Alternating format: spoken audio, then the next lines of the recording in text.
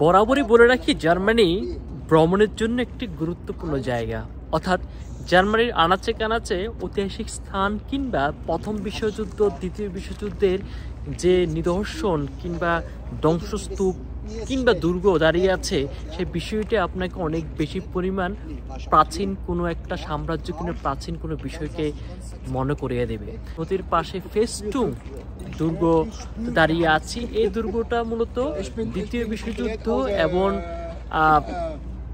Franco এবং ফার্সিয়ান যে যুদ্ধ ছিল, এই যুদ্ধের জন্য এই দুর্গটি খুব বিখ্যাত এবং তৎকালীন সময় বিশেষ করে 19 শতাব্দীতে এই কবলেসে অনেকগুলো দুর্গ নির্মাণের অংশ হিসেবে এই দুর্গটা ফেস্টুংটা খুব গুরুত্বপূর্ণ মাধ্যম হিসেবে দাঁড়িয়েছে।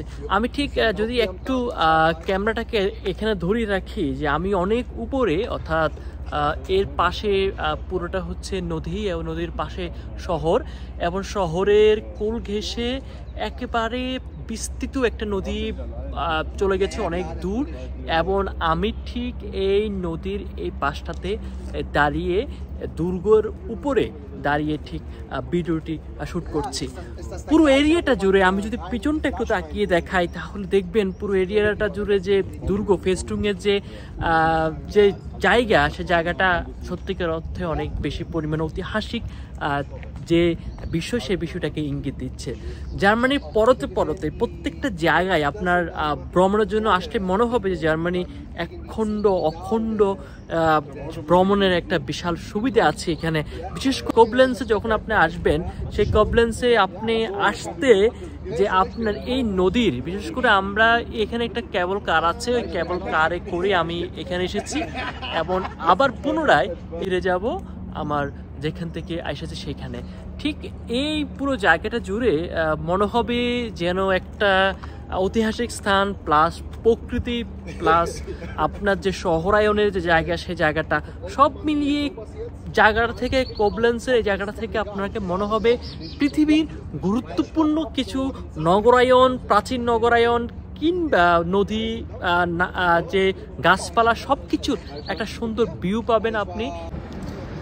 সবচেয়ে মজার বিষয় হচ্ছে আপনি দেখবেন এখানে ট্রেন যাচ্ছে, এই যে ট্রেন যাচ্ছে এবং এর নিচে কিন্তু আমি যদি ক্যামেরাটা আরেকটু এদিক করে ধরিয়ে তারা দেখবেন এখানটাতে কিন্তু ঐতিহাসিক এক ধরনের ভাস্কর্য আছে, যেটা আমি দেখে এসেছিলাম কিছুক্ষণ আগে। তারপরে যদি আরেকটু যদি এদিকে দেখায় তারা দেখবে যে কেবল কারগুলো এদিকে যাচ্ছে।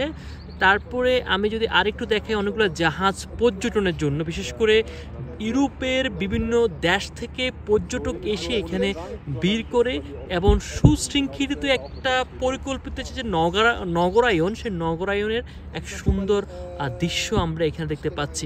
সবচেয়ে উপভোগ্য বিষয়, আপনারা যখন একটু উপরে দেখবেন এখানে কিন্তু পাহাড় এবং এই পাহাড়ের এই যে জায়গাটা, পাহাড়ের নিচে নগরায়ন, তার পাশে নদী, তার পাশে ঐতিহাসিক স্থান, ভাস্কর্য, সব মিলিয়ে পুরো এরিয়াটা আপনাকে অনেক বেশি পরিমাণ প্রাচীন আধুনিক সব মিলিয়ে আপনাকে আনন্দ দিবে। জার্মানির প্রত্যেকটা জায়গায় আমি যদি আরেকটু এদিক করে দেখাই তাহলে প্রত্যেকটা জায়গায় এটি একটা, যেটা আমি আগে বলেছিলাম, যেটা হচ্ছে ফেস্টুং কবলেন্সের এবং এই দুর্গটার প্রথম বিশ্বযুদ্ধের যে ঐতিহাসিক স্থান বা ঐতিহাসিক সময়, সেই সময়ের অনেকগুলো বিষয় এখানে নিদর্শন আমি দেখতে পেয়েছি এবং অনেক পর্যটক, বিশেষ করে হাজার হাজার পর্যটক এখানে সমাবেত হয়। এই কবলেন্সের এই জায়গাটা সত্যিকার অর্থে অনেক বেশি পরিমাণ উপভোগ্য। এখানে দাঁড়িয়ে আপনার কাছে মনে হবে যে পৃথিবীর স্বর্গ কোনো একটা জায়গায় যদি দেখা যায় তাহলে পৃথিবীর স্বর্গ হয়তো এখানে আমরা দেখতে পাচ্ছি। এবং পুনরায় বলি যে নগরায়ন প্লাস ঐতিহাসিক স্থান, ধ্বংসস্তূপ, যুদ্ধের একটা নিদর্শন, সব মিলিয়ে এই জায়গাটা আপনাকে অনেক বেশি পরিমাণ আনন্দ দিবে। আমি যদি নদীর কথা বলে থাকি এখানে, এই যে নদী রাইন রিভার যে নদীটা, সেই নদীটা আপনাকে আরও অনেক বেশি উৎফুল্ল করবে। আমার কাছে এই জায়গাটা থেকে মনে হয়েছে, বিশেষ করে আমি যখন আমাদের চট্টগ্রামের সীতাকুণ্ডের চন্দ্রনাথ পাহাড়ে উঠেছিলাম, এই পাহাড় থেকে যদিও নদী দেখা যেত না, কিন্তু পাহাড়ে উঠে যখন আমি উপর থেকে একটা ভিউ দেখতে পেতাম, ঠিক আমার কাছে ওই দৃশ্যটার কথা মনে পড়ে।